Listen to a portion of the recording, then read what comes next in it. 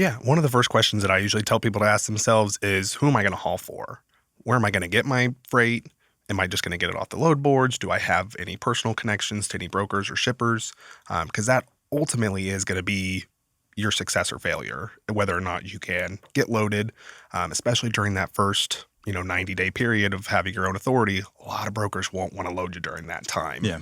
So it's really important to figure out where you're going to get your loads, what kind of freight you're going to be hauling. That will also determine what kind of authority you're going to need to have as well.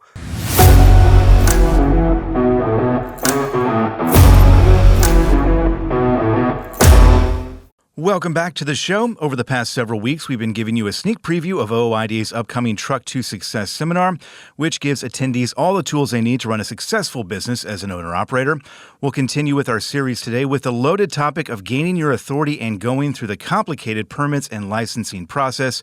Joining us with insights are Andrew King and Charles Sperry of the OOIDA Foundation and Caleb Sears of OOIDA's Business Services Department. Gentlemen, good to see you. How we doing? Good. Hi, good. How are you? Not too bad. Thanks for joining us. We've got a lot to get to today, and we've talked about this before, but the people who attend the Truck to Success seminar are often at various stages of their trucking career.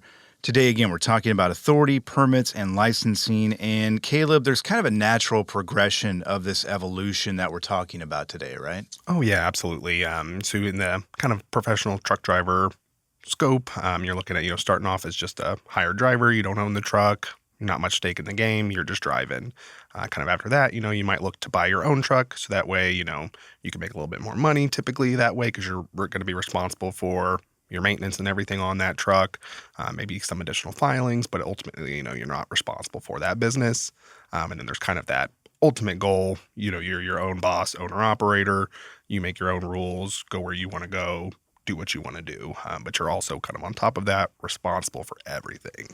And I think that's the thing to kind of underline as we talk about all of this today is that there is a lot to think about. Absolutely. When you're doing it on your own, and we've talked about this before as well, but there are people that come into the seminar, they may not understand that. They think, hey, Yes. I'm going to be my own business person and I'm just going to go. There's so much to think about when you're actually gaining your own authority here, and that's important to emphasize. Yeah, I mean, this is like the second day, the beginning of the second day is really getting into that permits, licensing authority You haven't aspect. scared them off yet. Exactly. Yeah, The first okay, day, good. they're taking it all in. They're really enjoying it. I'm not saying they don't enjoy all of it, right? But And when day that two, second you day scare the starts, daylights out of them. It is so much information, and that's really when, like you've mentioned, we've talked about it before, right? That there'll be those who had this goal at the beginning of becoming not just an owner-operator with their own authority, but maybe even a small fleet owner. And then by the end of that second day, after you hear all of what Caleb has to share and all the responsibilities of insurance stuff, just like it was talking about, you do have a greater potential for reward, but you also have this greater responsibility and a greater risk. And for some, even I think of Louis, our executive vice president, he was trucking for 20 plus years. He was a leased-on owner-operator for almost all of that, and so he'll preach that all the time. If you have a good job, you're making good money, you're in a good place, do you really want to make that next step just to say, I've done it? You really consider it. And so that's where this seminar, I think, is really helpful because you can see exactly what all is entailed, and then you can make a more, educated decision on, do I really want to go forward with this before I have to invest a lot of money in getting insurance and that sort of thing? The second day is where everybody realizes, oh, wait, I have to do paperwork. All the back office is my responsibility now. Yeah, for sure. That's a good point. Yeah, and that's kind of the question I think that everybody has to ask themselves because they know what they're capable of. They know what they're set up for. And in some cases, maybe they don't know that, but by the end of this seminar, they will. Caleb, we're talking about types of authority here. Mm-hmm. I guess maybe what's the first question that people should be kind of asking themselves when they are considering all these types of authority? Yeah, one of the first questions that I usually tell people to ask themselves is, who am I going to haul for? Where am I going to get my freight? Am I just going to get it off the load boards? Do I have any personal connections to any brokers or shippers? Because that ultimately is going to be your success or failure, whether or not you can get loaded, especially during that first 90-day period of having your own authority, a lot of brokers won't want to load you during that time. Yeah. So it's really important to figure out where you're going to get your loads, what kind of freight you're going to be hauling. That will also determine what kind of authority you're going to need to have as well, whether or not you need an interstate, an intrastate authority, or whether it's property, household goods, a broker authority. Really determining what you're going to be hauling, who you're going to be hauling for, will really answer a lot of those questions, and it kind of make it a lot easier moving forward. Yeah, and some of those questions may not be answerable, I would imagine, for a lot of folks. Correct. Yeah, some of them aren't going to be answerable early on. A lot of people just assume that they can get on, a load board and kind of go straight from, day one there. So it's just kind of planting those seeds in their mind of thinking, where am I going to get these loads, and kind of making those connections while you are still either a hire driver or at least on owner-operator, reaching out to brokers and shippers so that way you do have some work maybe lined up for when you do go out on your own. Yeah. Yeah, I mean, and you probably get this call all the time, but I remember when I used to work in permits and licensing even, and I've heard it even since then a little bit, but a member will call in or someone will call in, right? And they're like, I bought a truck. Where do I get loads? Yes.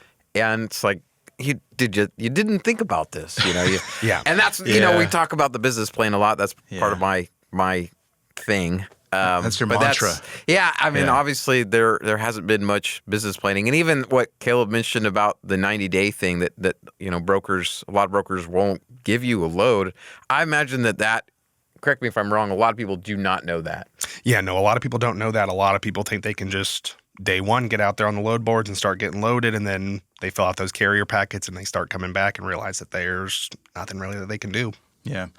Let's take a step back and just kind of talking about, we're not trying to scare people. I just want to emphasize that. We were joking earlier about scaring the daylights out of people, but it's important to know what you're getting into, because you don't want to get into a situation where you're underwater on the first day, as you're kind of talking about there.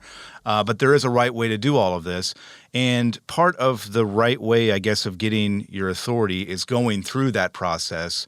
There is a lot to keep in mind, about going through the steps that you need to go through just by itself. Can you talk a little bit about that, what that process entails, maybe, how long it takes, all the paperwork you got to fill out, all that stuff? Yeah, so most of the paperwork that you fill out will be directly with FMCSA, the DOT, to get your DOT, your US DOT, and your MC numbers, which will be your kind of federal authority. From there, a lot of it is just a waiting period for them to get everything processed. Typically, you're looking at a minimum of 19 business days for that authority to get up and active. Every new authority is going to go through a 2-week-long protest period once it's applied for. That protest period is really only there if someone had actual evidence that you were an unfit carrier for catching, it's for like catching chameleon carriers, people who are trying to skirt around things. That's what that 2-week waiting time period is for. Nothing really ever happens, though, so it really just becomes a 2-week-long waiting period. But generally, once that's over, you'll have your insurance, and then it's usually goes active in about a week after that insurance is posted. Yeah, and by that point, you'd better have a plan. Hopefully. Correct. Yeah, you better have a plan. To get going. And that's what you all are there, obviously. That's what this whole seminar is set up to do here. Are there, and I'm curious, because as I kind of alluded to earlier on, you've got people from all sorts of, different parts of the country. They're coming from different backgrounds. They've got different ideas of what they want to do and what they have done, obviously. Is there a common theme when you kind of go through this particular part of the seminar from the people that are there in terms of concerns, questions? Do most people going through it kind of understand what they need to do? Or I think even those who they're coming and they already have their own authority, they're still learning information, and they have kind of realized too that maybe some of the things they have done were not correct, or there's some things that maybe they're missing with this whole piece. One thing we were talking about just before we started recording was the whole idea of intra-state authority. You think that you're traveling interstate and you're doing all these different things, but not realizing that there are some states and there's some things that you're hauling that, no, you actually do need intra-state as well, which is a good reason why, like Caleb mentioned before, where are you going to haul? Where are you going to get loads? What are you going to do? Where are you going to operate? people will say, well, I'm going to operate everywhere. But you might really not do that at all. And that's going to increase your cost. You might have to get permits that you didn't realize you needed. And so all that really plays a role. And so we get a lot of questions from everyone, no matter if they're a company driver or they're leased on or they're even already had their own authority and have it for a few years. There's still that, there's just a lot of information out there that where else are you going to get that? Yeah. Very few are probably going to sit down and literally read the FMCSRs and all that's required. Or even I know FMCSA has a site that'll take you kind of through it, right? Mm-hmm. Correct. And I can't remember the name of it offhand. You probably know it. But how many people actually look at that? Yeah. No very, one's very going and looking few. at it. And there's some estimates that say that it could be as high as like 35% of all carriers that are out there are in violation of some of FMCSA's regulation. Not intentionally, of course, but just through operating, in their everyday, in the real world without going through this huge, huge book of regulations. And they just unfortunately have accidentally violated some regulation out there. So that's part of what this is to just teach you, hey, this is what it says in the book here. This is what you need to do. This is how you avoid getting got. Yeah. Don't get got. Yeah. Yeah. We're talking about paperwork and we're talking about the process to getting your own authority and all that's, everything you got to keep in mind there. There's also something that I know you remind people of too, that if you are doing this on your own, you are the person filing the paperwork year after year when permits, come up for renewal again. Yep. And that's something you got to keep in mind as well, right? I mean, that's a never-ending process. Right, yeah. You got to keep up on your deadlines. There's permits that renew annually. You've got quarterly filings on your IFTA fuel tax to keep up with and different permits that'll require quarterly filings as well. If you have an LLC or corporation, that typically requires some kind of annual filing. So there usually is a good handful of things that you do have to keep track of, paperwork, receipts, things that you need to keep documented throughout the year. Yeah. Well, and so if someone is going to do this process on their own and they can do that, but what happens if they make an error, make a mistake? What do they have to do? They basically have to start back over? Not a lot of the times. A lot of times the mistakes are fixable, just kind of depending on what they are. A lot of the states will kind of work with you depending on what the issue is. A lot of times things don't have to just be scrapped and started over. A lot of things can just be updated and amended. Yeah. Every time I talk to you guys or whoever it may be who's doing the seminar, I'm reminded of something you mentioned, Louis earlier, about there's no Trucking for Dummies book out there.